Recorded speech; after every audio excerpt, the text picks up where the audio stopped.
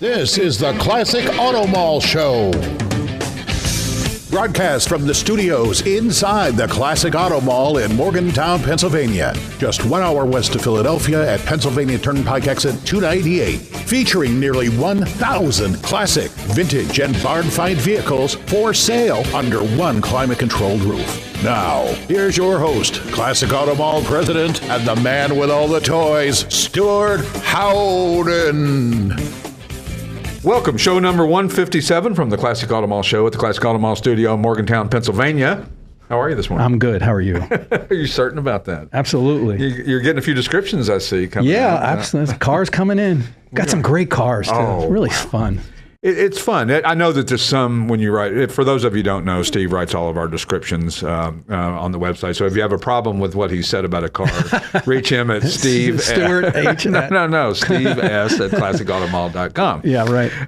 And of course, you write the same things over and over again. You write 55, 6, and 7 Thunderbirds and 65 Mustangs and, the same things. But it's nice when you get a Peerless or something that's just unusual because you learn a lot. Absolutely, yeah. I was just talking to a customer out here, and I didn't know anything about Studebaker Champ pickup trucks until we got one. And do a lot of research. Now I know more than I need to. Now you can win a Trivial Pursuit contest at the Studebaker Champ pickup truck. Who knew they even made a Champ pickup truck? 1960, I think, was the one that we got, isn't it? I don't know. It's red. I know that. You don't save everything to your memory bank? Absolutely. It drops as soon as I hit send to Justin. It goes away. You got to lose it from there. Mm-hmm. So let's get right to our show. We've got a very special guest on the show via Zoom, author and Porsche file. I would guess that would be a safe assumption since you've written 2 big old Porsche books. Jay Gillotti. Jay, good morning. Good morning, guys. I'm glad to be with you. Yeah, glad to have you. We're trying to settle the argument, and even educated people that like these type of cars get it wrong. Porsche and Porsche. Is it just accepted Porsche anymore because so many people say it that way? Well, I mean, it's technically not correct. I mean, it is a 2-syllable word if you go with the German pronunciation, and if you listen to the folks from Germany, they always say Porsche and the Porsche family and all that. So, I mean, if you prefer the 1-syllable version, I don't necessarily have a problem with it. But to be correct, Porsche is the correct pronunciation. Right. Well, it's funny because you hear people want to correct everybody when they, want to tell everybody everything they know. We get that about 50 emails a day. We get people telling us something we've done wrong or that we didn't get right. And sometimes they're correct, which is great. And other times it's like you explain it to them. They go, "Oh, I didn't know that." Well, okay. So, so in reading up about you, you probably got hooked into this hobby like I did, the movie Lemans. I mean, talk about something that was inspirational to, I think, all of us who had any remote interest in sports cars and racing and that type of thing. Yeah, well, that pretty much was the end. I know that I saw it the first time it was shown on television in the U.S., which I think was about 1973. So I would have been about 9 years old, give or take, when I first saw it. And that was, pretty much the end.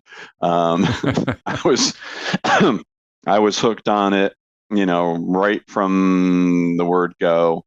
And of course, my dad worked in a Volkswagen dealership, and there's always been a close relationship between Volkswagen and Porsche. So that also, and my dad was a car guy, by the way. Right. So when I was a little kid, I rode around in the luggage compartment of a 65 396 Corvette. Nice. Yeah, no child safety seats in those days. Why bother? So yeah, my dad's a car guy, so I grew up with it, but also seeing the movie at an impressionable age obviously made an imprint on me. Well, I don't where you grew up. We didn't have Le Mans. Wasn't on our TV station. We grew up. Was it on PBS or something? Probably. No, I'm pretty sure it was shown nationally on NBC. That's the memory that I have of it. But I've never been able to actually verify that, so it could be wrong. But I grew up in Connecticut, so not that far from you guys. Right. I grew up. It was in the New York media market where I grew up. Sure. Well, my hook into it before the movie was I went to a friend's house. My parents went to a dinner party at a friend's house, and I got put in the basement with a record album called "The Sounds of Sebring." And it was just race cars going by, and I was 8 or 9 years old, and I was like, oh my God, you never heard anything like that. I mean, Mom's Pontiac didn't sound like that. Sure. And if you grew up in the 70s, Stewart, I mean, Steve McQueen was the guy. I mean, we saw him on television all the time, and he was then, although I don't know that anybody called him the king of cool then, but he certainly occupied that space. And so, put him together with a Porsche 917. And what's interesting is you look at it now, the 917 has such charisma that it almost threatens to upstage, Steve, who was famous for upstaging his co-stars. And I would argue the 917 almost upstages him in that movie, but I think we all love it. Yeah, I think you're correct, because there was a lull in the desirability of a 917 Porsche for many, many years. I mean, there was a period of time where you'd see them at an auction and they wouldn't hardly get a bid. They would, stall out at $100,000 or whatever. And then, boy, oh boy, oh boy, when they took off. And of course, you wrote a book, almost 500 pages, about the 917, the Gulf 917, not just 917s, the Gulf 917. That's a little OCD. Yeah. Well, I felt like might be a good idea to tell the British side of the story. I mean, there's been probably close to 25 books written on the 917, but I thought I could add something to the literature by covering the British side, the Gulf story. I thought it would also be fun to do chassis by chassis, race by race, and bring the chassis histories up to date, because people are fascinated with the chassis. And also, I was very fortunate to meet John Horseman, who was the chief engineer for the JW Automotive engineering team. And John was willing to not only help me with the book, but also share his period documents, which hadn't been published before. Wow. So I thought we could do something with the 917 that added to the literature, didn't just repeat stuff that had been done before. And so people seem to like it. That book is done pretty well, and everybody loves the blue and the orange. Oh my God, the livery on that! I mean, maybe the hippie cars maybe beats it by a little, but I don't know. I think if I had to desert island in a 917, it'd have to be the Gulf livery. I think it's just spectacular. And then of course I love the variations. The guy does the Volkswagen Beetle with the Gulf livery on it. Yeah, I've never been crazy about the livery on a street car, but as a racing car. And I don't really like the word iconic, because I think that word is overused. Sure. But I think the Gulf 917 qualifies. So. Yeah. Well, and the Gulf cars won, correct me if I'm wrong, 11 of the 17 championship races they entered? I think that's right. Wow. I don't have the right on the top of my head as far as the number, but that sounds right. 70 and 71. I think 11 of 17 sounds right. Right. Unfortunately, they didn't win the big one, except in the movie they won the big one. Right. In the movie they win Le Mans, but in reality the Gulf 917 did not win Le Mans, so that was a disappointment for the team, obviously, and the drivers. I would imagine. Yeah, that's a historical footnote. Of course, the team did win Le Mans 2 years in a row, 68 and 69, with their GT40. Right. Famously, but then at Le Mans they had a fair amount of bad luck in 70 and 71. So, and you did a lot of research on the 917 book. I mean, you claimed 3 decades. I mean, I'm sure you weren't writing for 3 decades, but I mean, it was the culmination of 3 decades worth of knowledge. Mm-hmm. Yeah, because around 1990, as best I can remember, I realized I wasn't going to be that guy who can know everything about every Porsche. And, so I decided, well, what if I specialize in one that I really like, and I'll try to be as expert as I can be on one car. And so I picked the 917, which is obvious. It seems obvious now. I mean, it was my favorite car. So sure. I just started collecting every scrap of information and data that I could. So over all the years, that's what I did. I just kept collecting all the books, all the information, trying to talk to people, meet people. And then when I got serious about writing the book, when I was actually writing it, mainly in 2017 into 2018, I did a better job than I thought I was going to do as far as the networking piece and getting connected to some of the people who really knew a lot of information and could be helpful. Are all accounted for? And do you know how many there were built? Or is there a number that stands out of how many were built, or does nobody know? Oh, for 917s? Oh, we can get pretty close. if you include the Can-Am cars, I can get to about 64, 65 917s that were built. Some are controversial in terms of, if they were built post-period, but they're an original chassis, so do they count? There's a lot of, there's an art to how do you count the number of 917s and which ones do you count and how do you count them? But I can get to about 65 total 917s that are Porsche that are Porsche built chassis, and about 50 or so, a little over 50 of them remain in existence. So that's a pretty good ratio. Yeah, that's not bad. Yeah. And we do have some. We have the thing that is going on in the classic car world that becomes controversial. We have recreations now to deal with. Sure. And some of the recreations claim some originality. And so that's a problem that really only has to be sorted out if you're a buyer. And if you're looking to buy a car, you have to do your diligence and you have to understand what are you buying. And very few of us can afford to play in that space. So it becomes an academic question for most of us. Yeah. I mean, to know that car, to know a provenance of a 65 Mustang versus a 917 Porsche is a little different animal. And of course, you helped to arrange the anniversary class in Pebble Beach in 2021.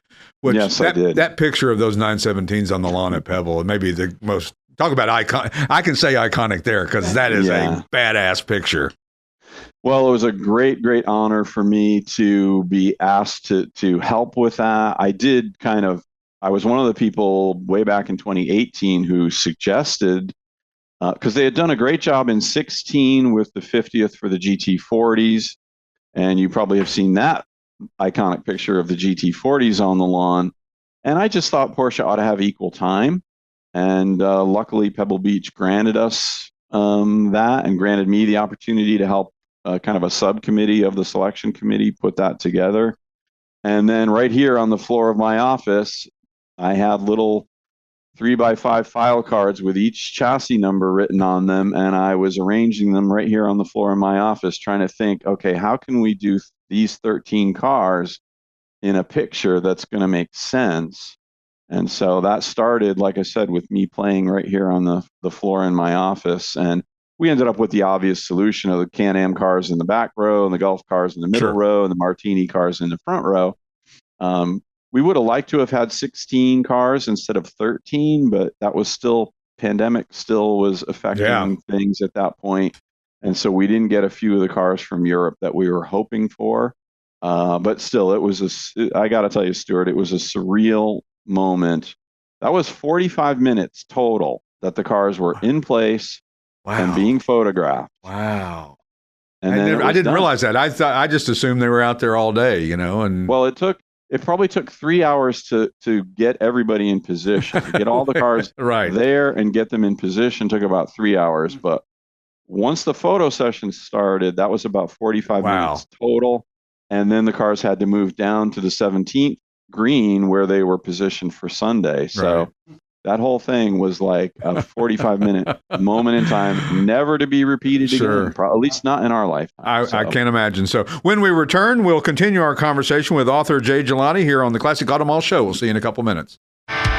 The Classic Auto Mall has more than 1,000 vehicles for consignment in our huge 8-acre climate-controlled showroom. It's a real indoor mall. If you'd like to know all the advantages of buying and selling a car through consignment, the information is available on our website, or you can talk to a classic car specialist who can answer all your questions. It's easy, safe, convenient, and it doesn't matter where you are. We sell worldwide. See our huge selection of classic and collectible vehicles at classicautomall.com. And we're back with the Classic Auto Mall Show from the Classic Auto Mall studio. Visit our website, classicautomall.com. If you got a question for Steve or JR or anybody other than me, podcast at classicautomall.com. Jay Gillotti is joining us via Zoom. Where are you today, Jay? I'm in Seattle, Washington. Oh, sorry about the 3-hour difference. No, that's okay. We're up early here on the West Coast. Good. Well, yeah, you have to be if you're going to do business, right? Isn't that the truth? That's right. We run into that all the time. I had read also that you had written for one of my favorite magazines, and I don't think it exists anymore, Forza, the Ferrari magazine. No, Forza's still going as far as I know. I got the most recent issue. Of course, I don't make it to the newsstand much often anymore, like I used to. Used to be. I've done, I think, 3 articles for Forza, because we're fortunate here in Seattle. We do have some great cars that live here. And so if I have a good idea, and being of Italian heritage, I do love Ferrari. Even though I grew up as a passionate Porsche fan. Sure. And so when I get an opportunity, with a car that's here in the Seattle area, or in the case of the Chris McAllister's 312 T2, the Formula One car, because of course Chris is one of my Gulf 917 owners, so he graciously allowed me to do an article about his Ferrari Formula One car, which he still races, which is very cool. So fun. Forza. Yeah, I'll continue doing some magazine articles here and there if I have a good idea. Well, sure. I mean, I guess you got to be inspired before you.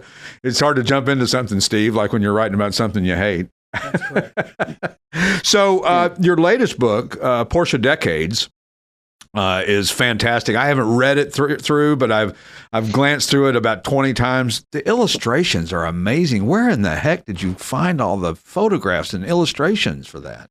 Well, I have to give great thanks to Porsche AG and the corporate archive in Germany, because we could not do these books without the sponsorship from Porsche. I mean, we could do the books, but it would be prohibitively expensive. So having the help from Porsche AG, they provided about 90% of the images in this particular book. And without their help, we really couldn't do this book economically. Sure. And so I try to make their job easy by, letting them know pretty close to what I want as far as photos. I try to make it, easy for them. And sure. But yeah, that's where most of the illustrations and photos that you're seeing came from. And of course, a huge shout out to Dalton Watson Fine Books for publishing all these automotive related books. I mean, used to be an automotive book didn't sell very well. We're getting some pretty good traction with automotive books these days. Yeah, I think so. I mean, I obviously don't know how other authors are doing with their books, but Dalton Watson is, dedicated to putting out a high quality product. I also have to give a shout out to our designer, Jody Ellis, who is also here in the Pacific Northwest, Seattle area, and also a Porsche Club member. Nice. So she's kind of my audience for the Porsche Decades book. But she does the design work for most of the books that you're seeing from Dalton Watson, and she just does a fabulous job. We work really well together. Well, and I love the way you broke it out into decades. Well, the beginning was a little stretch, but then decades after that is really fascinating because there's just so much interesting information about Porsches and the history of them from the early days, from even before Porsche became even an entity, and then the tractors and the race cars. And I mean, it's an overload when you start thinking about it. I mean, and of course the question begs, and I'm sure you asked this, why another Porsche book? What was your right there? And it's right there in my preface. Right. I thought it was time to do something introductory because, as you probably know, virtually all the car books that come out now tend to be very narrow, very deep. So they're deep dives, like my first book. Right. It's a whole book about 16 individual cars, right? So it's very narrow, but also very, very deep and detailed. And that's what most of the car books are, certainly in the Porsche space. And I just thought, in a slightly contrarian way, I thought, well, maybe it's time that we went back to basics and did something introductory.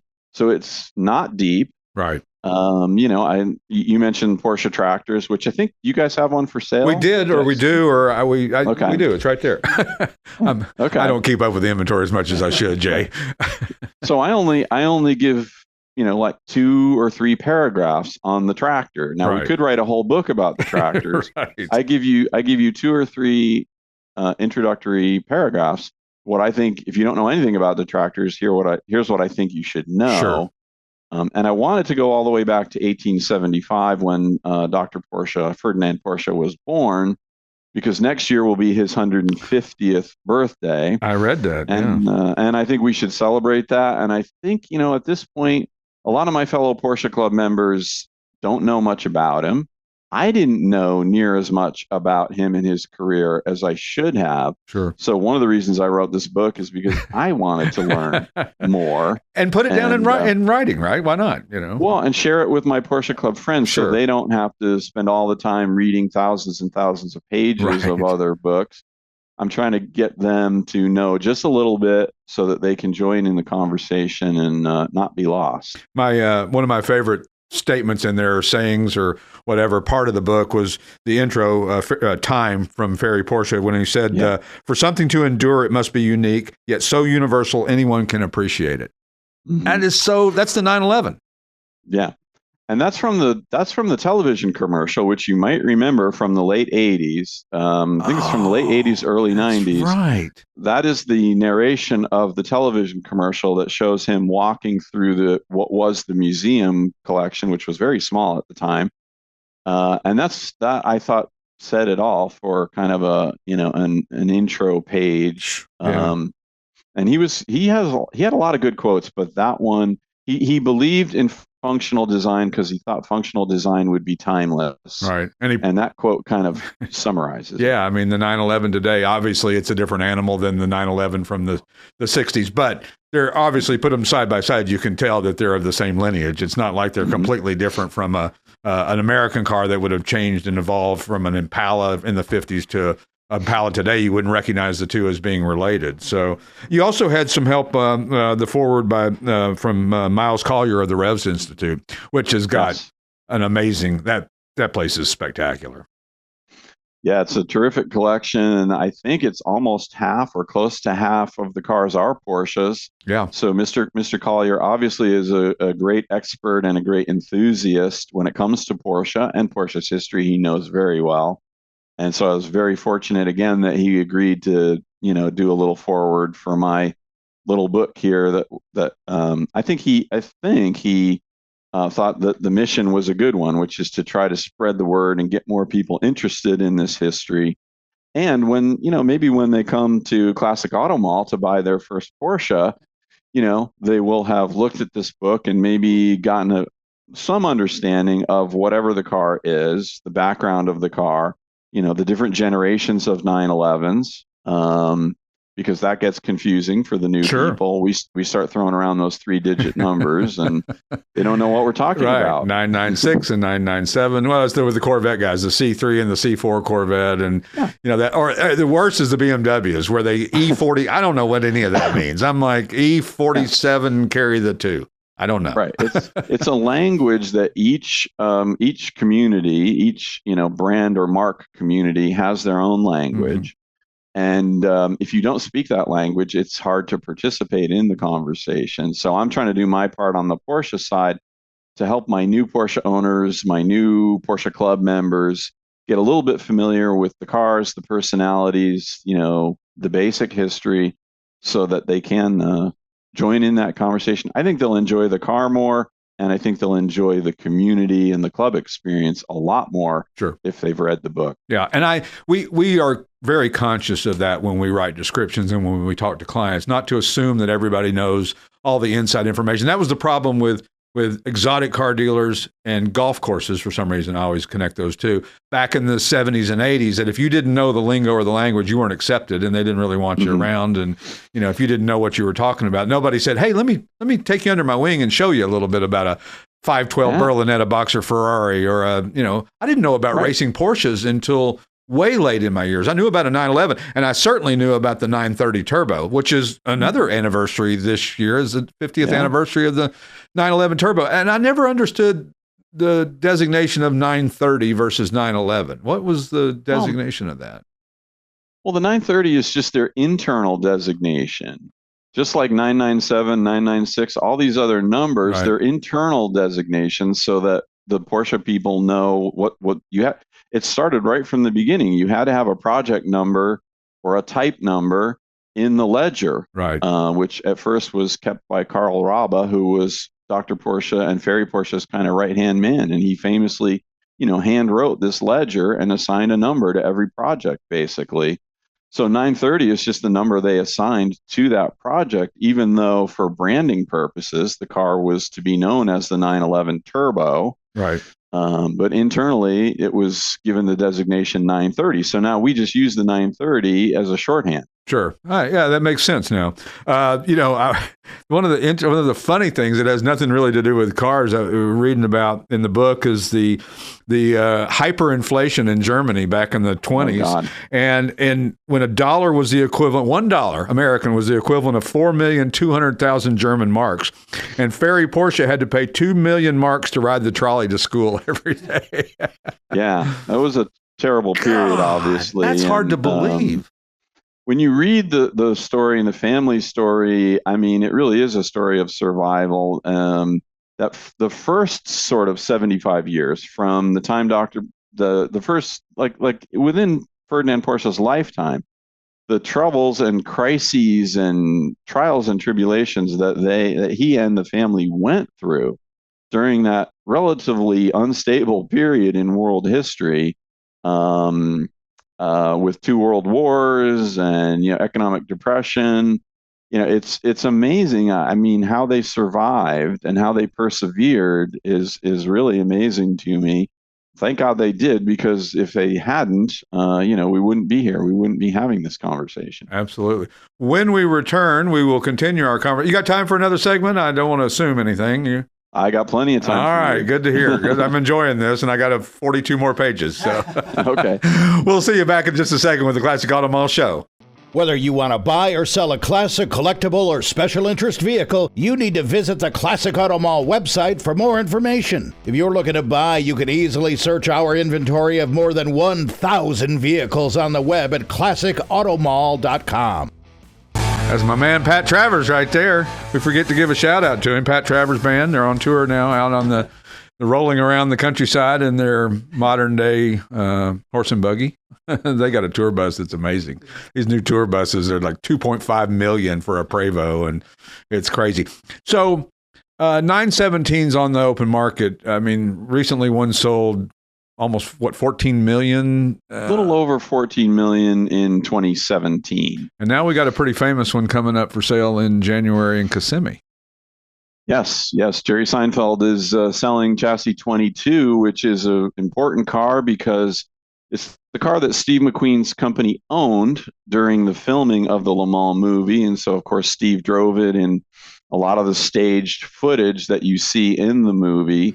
So it's a famous car. It has every right to wear the Gulf livery, and the car's got a very well-known history with some famous owners, like famous drivers Brian Redman and Richard Atwood, that both own the car. Famous Porsche racing drivers who owned it. So we're going to find out what the Steve McQueen effect is on that particular car, because it's once in a lifetime opportunity, for the buyers in this case. And the timing probably couldn't be more perfect as far as in history and all that. And it was that the car? Was that a car that he found at a used car lot on Van Nuys Boulevard or something? Is that true? Well, that's the story. But I mean, Symbolic Motors. I believe Symbolic Motors was actually the. I wouldn't refer to them as a used car. No, lot. I would not either. I think that's wrong. Yeah. So this is one of the things in the 917 world, we're constantly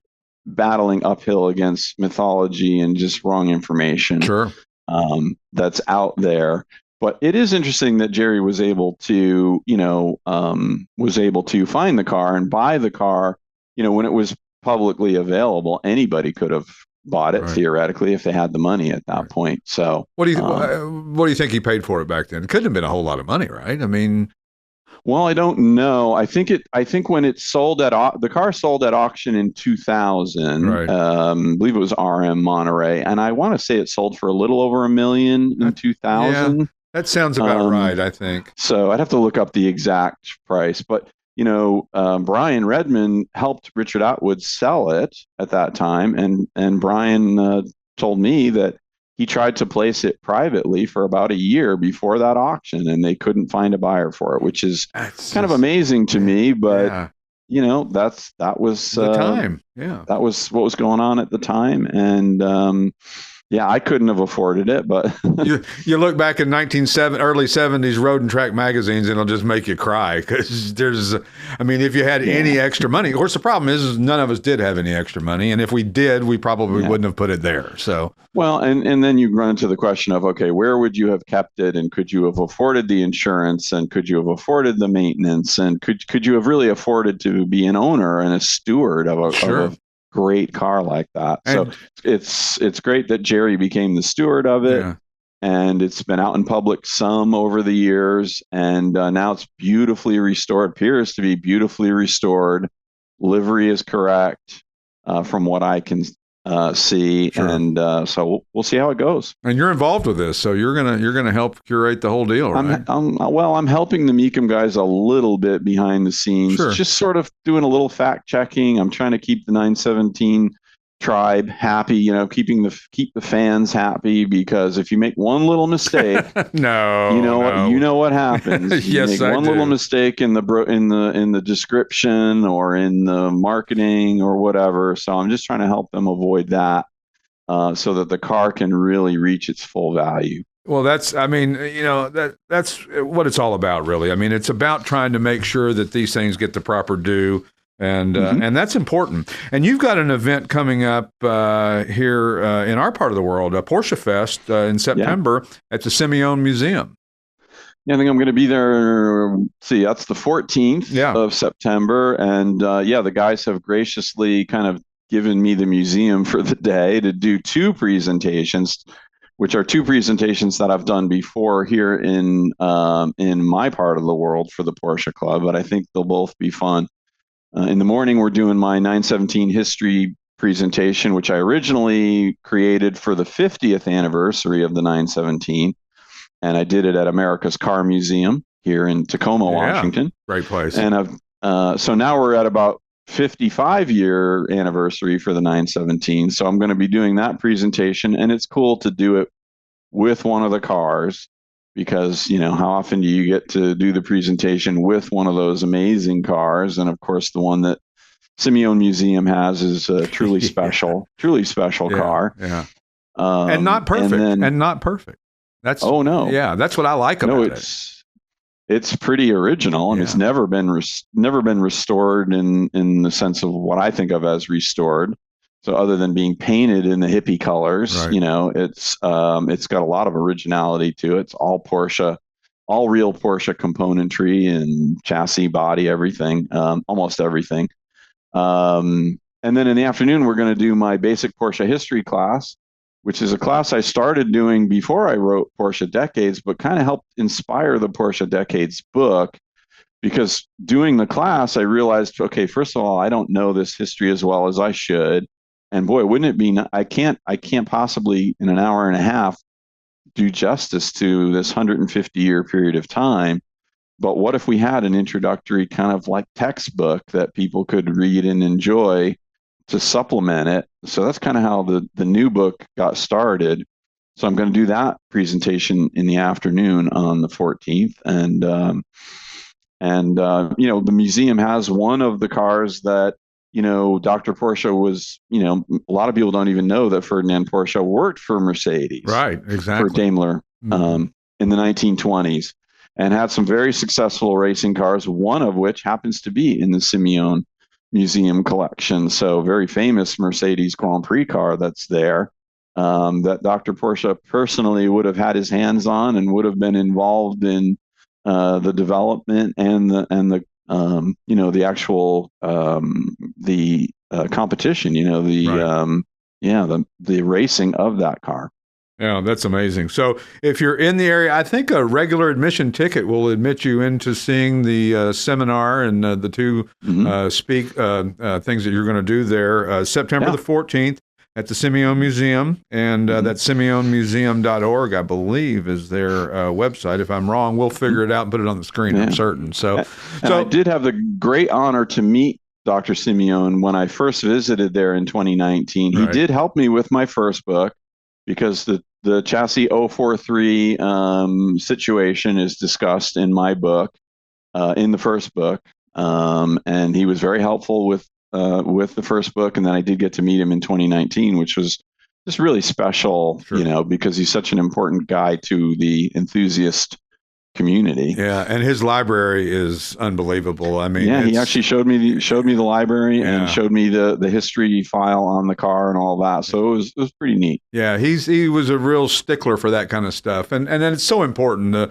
It's such a shame that there's so many addicts that have important documents that go with important cars that'll never see the light of day, unfortunately. Yeah, that is unfortunate, but maybe some of them will be preserved and made available to the public. Now, that's where Revs really has done a great job, is in preservation and actually making available some of the great historical photos and other things that they've put together or have received into their collection. All right. So the begs the question: you're a Porsche guy. You drive a Cadillac, or what's your daily driver? Oh gosh, well, you're not going to believe this, but my daily driver is a Gen 2 Prius, 2008 Prius, which is a car that I absolutely love. And when I bought it, I was commuting. I was still working in the corporate world, and it was a perfect car to go 8 miles to work and 8 miles back. Sure. In heavy, nasty stop and go traffic. Yeah, they're great for that.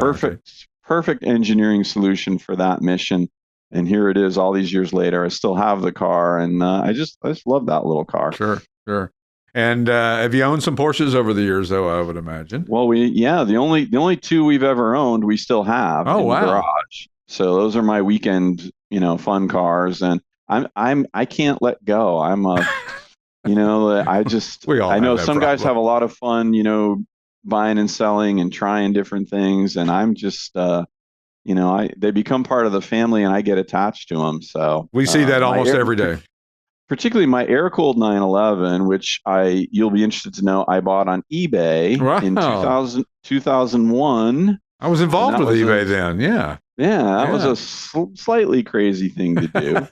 But that car I still have, and even though there were some issues with it when I first got it, it's pretty well sorted now, and it's become part of our family. So I love that little car. And you'll see it in the book on the afterward page of my book. Damn it, I didn't get that far. Yeah, you'll see me driving that car on the track, doing it all wrong on the track, but having fun.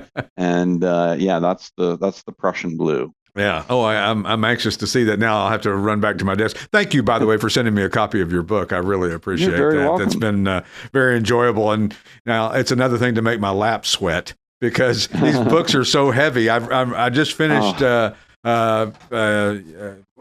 Don't Wash Mine, which was a local guy, Kirk White, who sold Ferraris in this part of the world. And then I'm now into George Levy's book about Chaparral and Jim Hall. And next I got yours in line. My lap's going to be worn out. Do you have a website? I do not have a website, but the book is available from DaltonWatson.com. Dalton Watson website. There's a few copies of the Gulf 917 book left. Not very many, but plenty of copies of the new book, Porsche Decades, available at their website.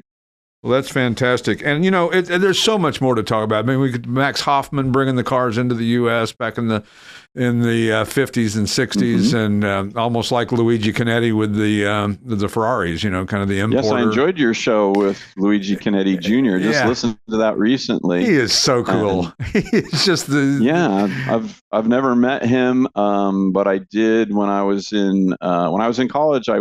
One summer I worked for Dick Fritz, right, who was also a Canetti employee in the 60s and 70s. And so I heard a few Canetti stories when I was a young fellow working for Dick. And he was in the 80s, he was federalizing Ferrari 512 boxers mainly. So my summer job in 85, I was the lot boy, washing cars and all that. That was pretty interesting, because that was the first two 288 GTOs, I believe, to come in the country, were there, and they were trying to figure out the federalization of those first two cars, particularly the EPA part of it. Sure. So that was also the same summer I went to Le Mans, my only trip to Le Mans.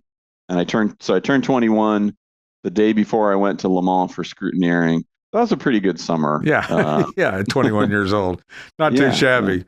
Well, it's been absolutely fantastic having you on the show, and we'll hopefully, I'm going to be around and see you down at the Simeone and get to meet you in person. But that'd be great. Yeah, we'll certainly have to do it again. I have too many notes for all the to just limit it to three segments. So yeah, I'm happy to talk Porsche any day, anytime. Awesome. Thanks so much. Jay Gillotti, author, joining us via Zoom. We'll catch you next time. We'll see you in just a couple of minutes at the Classic Auto Mall Show.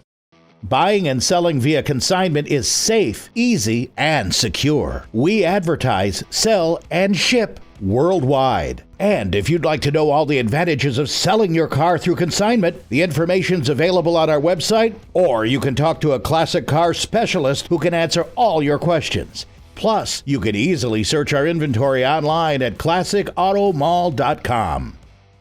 And we're back with the Classic Auto Mall Show from the Classic Auto Mall studio in Morgantown, Pennsylvania. What a great guest. My God, his knowledge base of Porsches. How fun. I mean, that is, there's so much to talk about. And that's my problem. I need to narrow it down a little bit. I got 37 pages because I think that I'm going to somehow talk about everything that's on there in 30 minutes. And it just doesn't happen. You could really do 2 hours with Jay. You really could do almost about anybody we've had on. You could do 2 hours. It's just it's amazing when you start deep diving into things, and obviously what you have to figure out in doing this. So I'm explaining this. I don't know is trying to figure out things that are interesting. What is interesting, and it's going to be interesting not just to me, but to a wide variety of the 11 million people that listen to us.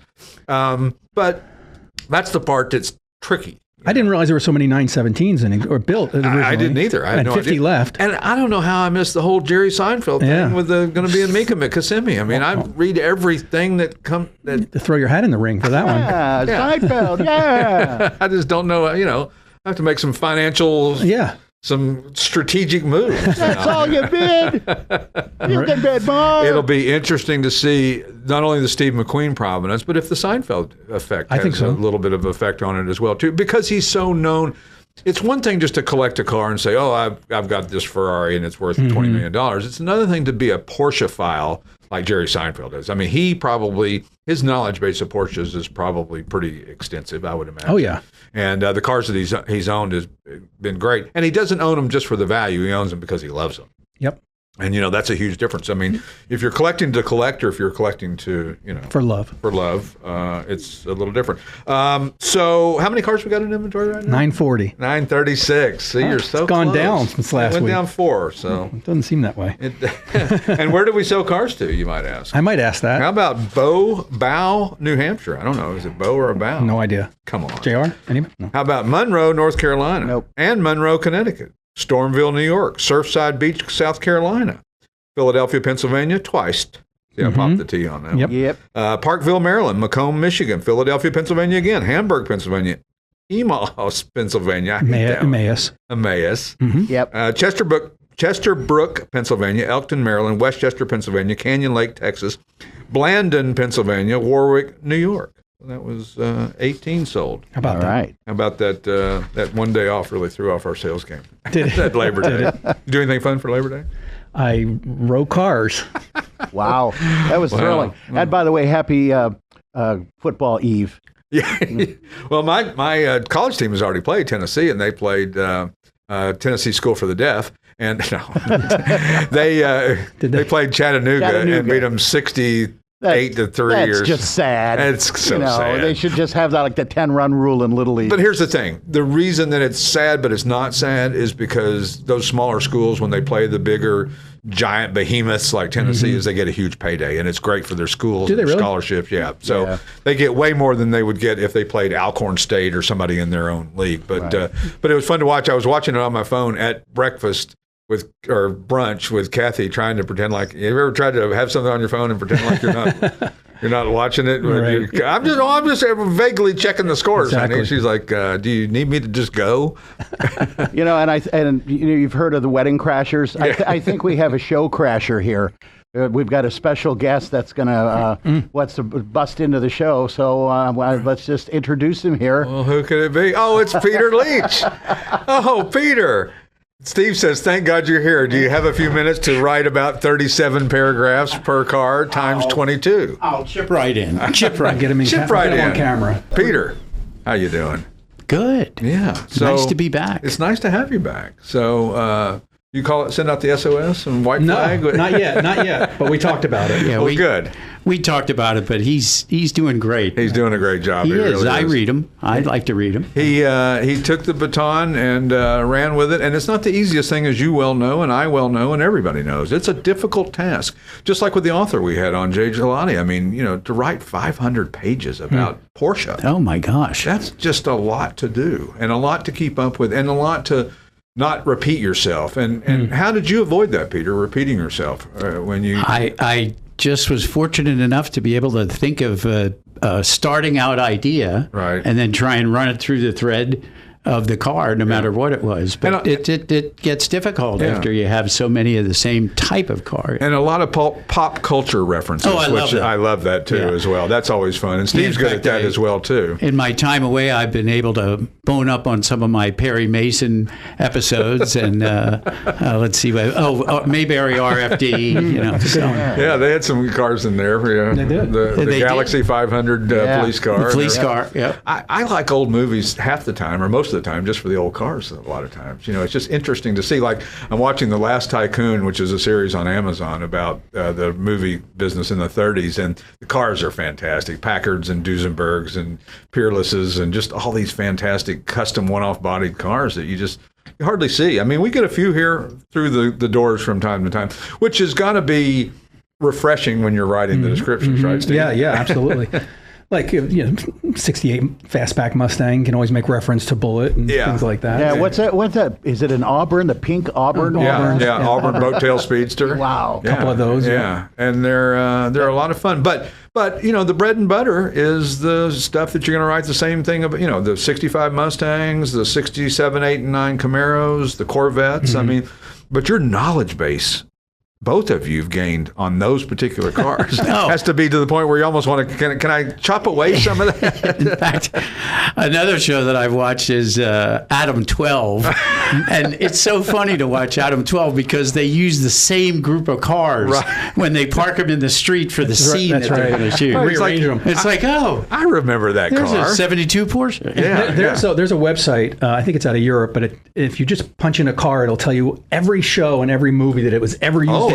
Even if it was background. Yes. And so sometimes I'll go to that just for reference and use it in the write-up, but it's well, I mean, listen, on some of the stuff that we write a kind of an overview of a car or a genre or a make, and there is no sense in reinventing the wheel. There's no sense in trying to rewrite that to make it. We're not writing, for an award here. We're writing to convey information to people, and there's a lot of great information out there. I mean, think how hard it would have been without the internet. Impossible. Couldn't do the job. No, it couldn't. But if somebody's looking, let's say somebody's shopping for a 79 Trans Am, for example, I don't want them to read the same intro paragraph. So I'm going back and finding out where was a 79 Trans Am outside of the Bandit. Where might you find a 79 Trans Am in a movie or something like that? And a reference point for people to know, and also for if you write the same thing, the guy's going to think, well, it's the same. Maybe did I already read this? Yeah, I don't remember. But some cars, I mean. You can copy and paste a little. A little bit, but you got to be careful with that, though.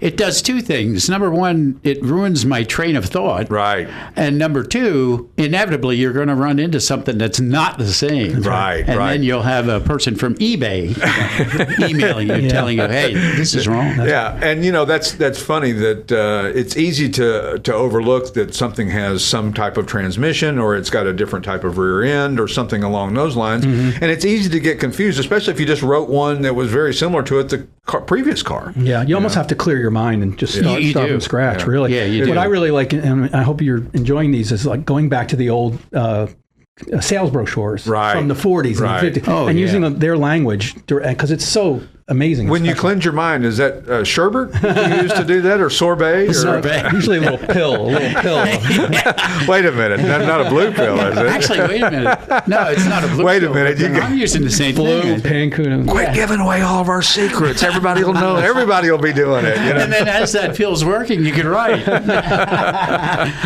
It's an art to it. I mean, if you look at the catalogs from the larger auction houses, RM and Gooding and Broad Arrow and all those guys, and Meekum as well, they write these incredible, I mean, the the stuff that they find is stuff that you have to go to a library, whether it's a classic car collector's library or the Simeon Museum or anything like that. You got to go there to actually find this stuff, because not everything is on the internet. No, it's not. It's true. People think that that's the case, and it's not true at all. Right. A lot of times I'll go to forums from the clubs of a particular car because there's no information other than a conversation owners are having in a forum, and I'll pull from that. Yeah. Well, and of course, an owner that's knowledgeable of the car, those are rarer than you think. Yeah, red 4-speed doesn't quite cut it. Right. When they do come along, though, they can be a real treasure trove. Yeah. And they can be a little challenging as well, too, because a guy who's really ultra knowledgeable doesn't want one little mistake to be made. He doesn't want one T not crossed or I dotted or whatever,